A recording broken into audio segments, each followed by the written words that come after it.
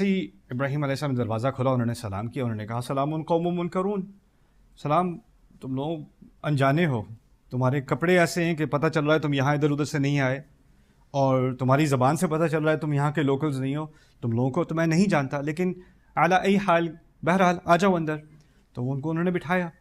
فراغ الی اہلہ، پھر اشارہ کیا، قرآن سورۃ داریات میں ہی ہے، اشارہ کیا ہلکے سے اپنے گھر والوں کو. راغ الی اہلہ، راغ سے کہتے ہیں کسی کو ایسے اشارہ کرنا کہ ایسے آپ بیٹھے ہوئے ہیں اور ادھر سے میں نے ایسے اشارہ کیا کہ آپ کو پتہ بھی نہیں چلا کہ میں نے اشارہ کر دیا ہے.